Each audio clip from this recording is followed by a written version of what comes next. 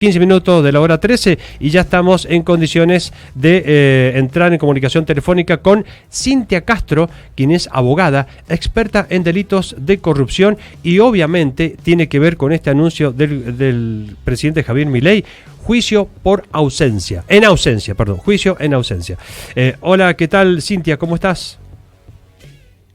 ¿Qué tal? ¿Cómo le va? Muy buenas tardes. Muy buenas tardes. Juicio en ausencia. ¿Qué es y en qué consiste esta iniciativa del Gobierno Nacional? Bueno, lo que intenta hacerse es que para delitos graves o para crímenes graves en contra de la humanidad, aquellos que están determinados en el artículo 7 del Estatuto de Roma, específicamente esos, se pueda avanzar tal como lo prevé incluso la Corte Penal Internacional, se puede avanzar contra aquellos sujetos que han cometido, que fueron autores de esos crímenes y que toman refugio en otros países para no enfrentarse a la justicia argentina, como por ejemplo lo ha sido en la causa AMIA. Exactamente. Donde los exfuncionarios, que son los mayores responsables de la voladura, se han refugiado en Irán, y el gobierno iraní no reconoce la solicitud de Argentina de extraditar a ellos para que puedan afrontar el juicio en nuestro país. Bien. Más allá de las alertas rojas de Interpol para poder capturarlos y traerlos y que se presenten en juicio. Ok, entonces para entender bien, este proyecto lo que pretende es que se avance en el juicio a pesar de que no se presenten estos imputados, ¿es así? Claro, lo que se pueda avanzar, porque en realidad está todo para que puedan ser enjuiciados. Toda la documentación que pueda respaldar que realmente la imputación ha sido efectivamente acertada. Pero lo que se alega, o quienes están en contra de una ausencia, dicen que existe una vulneración del derecho de defensa. Sin embargo, tenemos que recordar que la Corte Penal Internacional, que es quien también es responsable de este tipo de crímenes, tiene mecanismos para poder avanzar respecto a los juicios en ausencia cuando existe una negativa expresa por parte de estos sujetos evadir la justicia y la responsabilidad. Estamos hablando de crímenes que son generales y que atentan en contra de una sociedad, en contra de un país.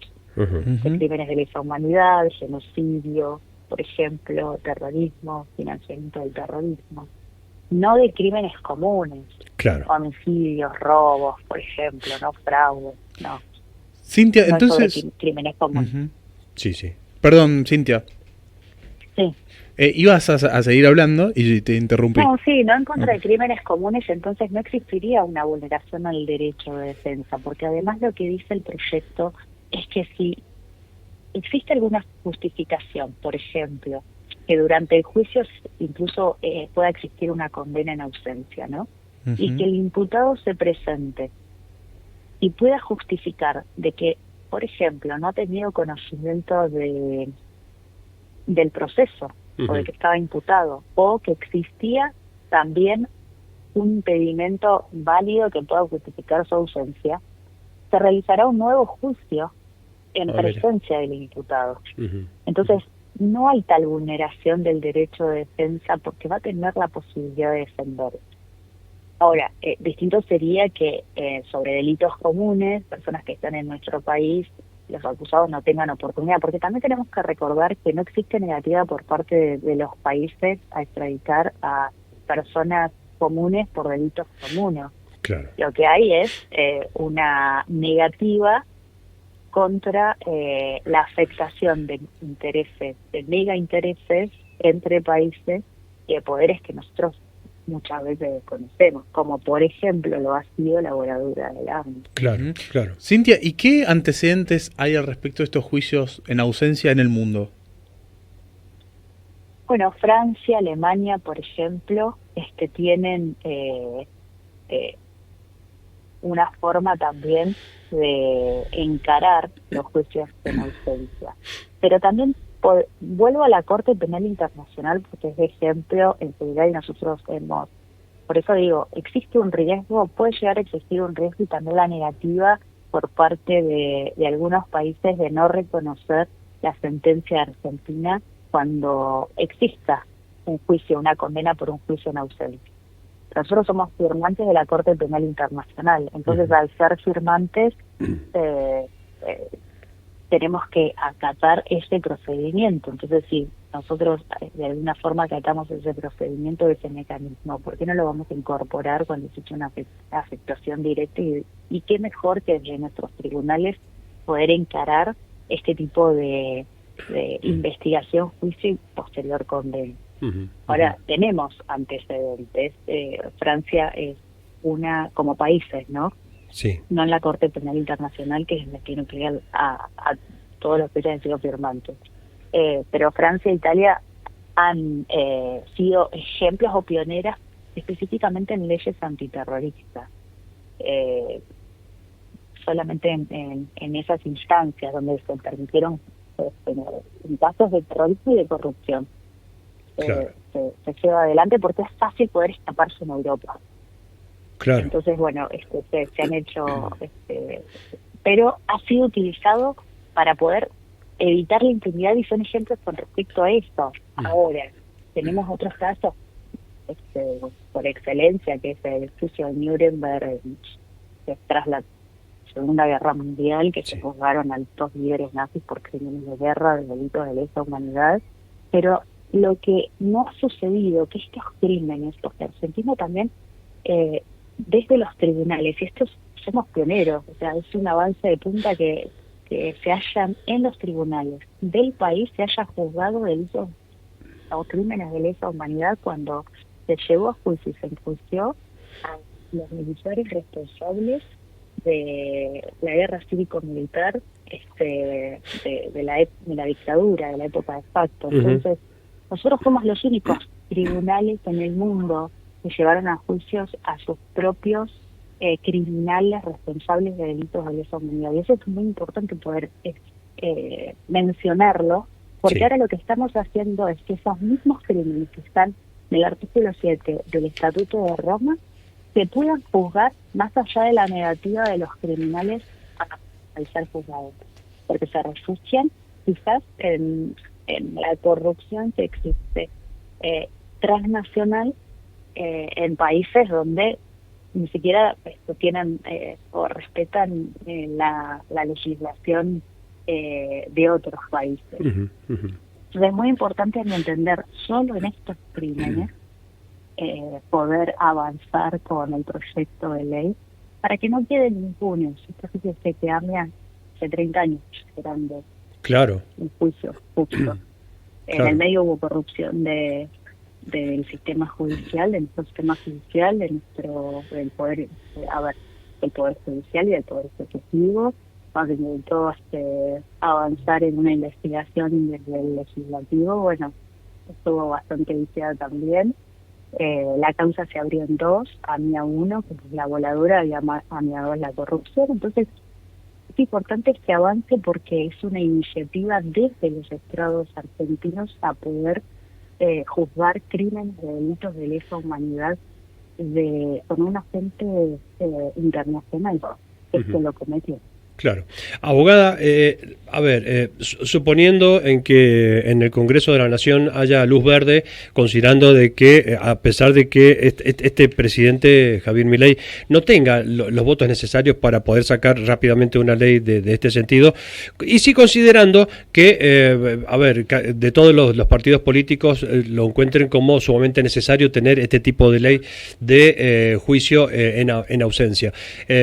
Pero, más allá de la causa AMIA, ¿se podría considerar de que esto también se extienda a otras situaciones? Por ejemplo, el intento, la muerte de Nisman, o sin ir más lejos, por ejemplo, las causas de pederastia de parte de la Iglesia Católica, donde cientos de casos de chicos han sido abusados. ¿Esto podría ser plausible de que también se pueda llegar a abarcar como si fuera una ley paraguas?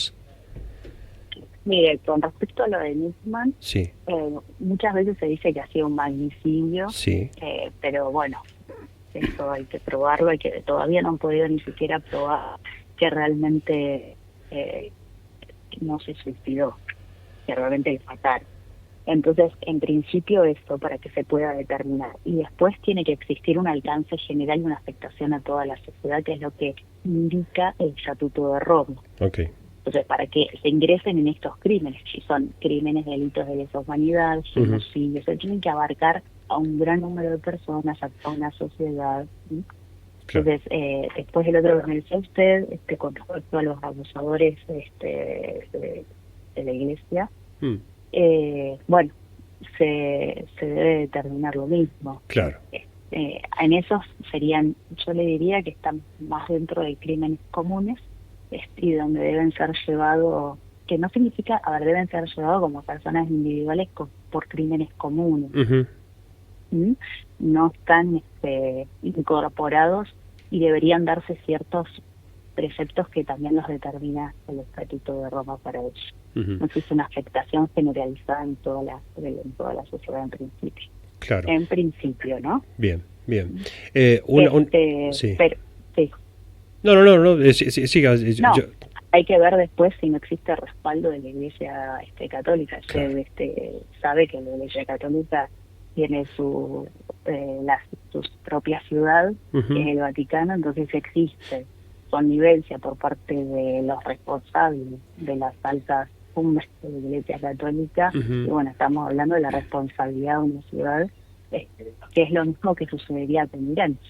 Claro. En este caso, existe un gobierno, un Estado, que protege a estos criminales. Entonces, pero sería un poco más complicado poder encuadrarlo dentro de este intento de proyecto de ley, ¿no? Quería preguntarle que una vez que se abran las sesiones ordinarias en el Congreso de la Nación Argentina, ¿cuándo podría estar aprobada en principio esta ley?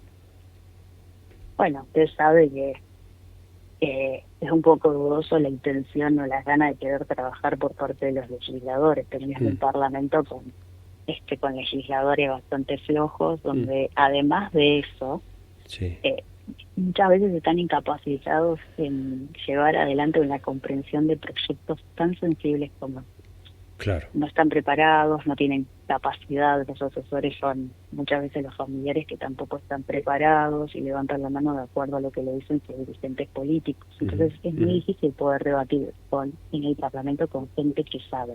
Hay personas que sí están en condiciones de poder llevar adelante, pero el conocimiento político entorpece cualquier capacidad intelectual para poder comprender el alcance necesario que tiene una ley como esta. Sí. La verdad que no sabría decirle con qué van a negociar para que los que no entienden levanten la mano. Claro, pero está bueno su análisis, doctora, considerando lo que usted bien marcó como la práctica del nepotismo en Argentina, que es muy común. Sí, bueno, del no saber, del desconocimiento, es muy común, de personas que ocupan bancas que deciden sobre nuestra vida, nuestra libertad, nuestro patrimonio, y no tienen la más pálida idea de lo que eso significa. Claro que sí. Bueno, de todos modos no deja de ser importante esta iniciativa, considerando de que en el pasado reciente y en el no tan reciente esto no ocurría. Era como que había como, una zona totalmente de impunidad para quien tiene un poco de poder, respaldo político de otro país, como Irán, por ejemplo, y obviamente, y nunca se puede llegar a avanzar ni siquiera con un juicio. Claro, pero por eso los legisladores lo que tienen que entender, que es muy importante, porque siempre en estos crímenes tiene que existir un condimento internacional. Entonces, al existir un condimento internacional o un presupuesto internacional, es absolutamente necesario para que puedan darse los presupuestos de los crímenes determinados en el artículo 7 del Estatuto de Roma, y que puedan ser juzgados en ausencia en nuestro país. Claro. Para eso deben entender que está en juego la soberanía argentina, porque fíjese que no estamos hablando solo de delitos de lesa humanidad, de crímenes de guerra, de genocidio, sino también de terrorismo. Sí. Dentro del terrorismo, los crímenes transnacionales como el narcotráfico, trata de personas están incluidos. Entonces es importante que tomen seriedad del alcance que representa legislar esta ley. Sí. Doctora Cintia Castro, le agradecemos muchísimo este contacto, obviamente para tomar un poco más de conciencia, para que la gente sepa la importancia de este tipo de iniciativas y quedamos absolutamente agradecidos y obviamente para futuras entrevistas. Le mando un saludo. Bueno, muchas gracias. Bueno, y nuevamente... Muy amables a todos, gracias. Muchas gracias, doctora. Fue la doctora Cintia Castro, un poco tratando de sensibilizar y explicar bien sobre la importancia de esta iniciativa del Gobierno Nacional de avanzar con la ley para juicios en ausencia, básicamente por el atentado a la AMIA.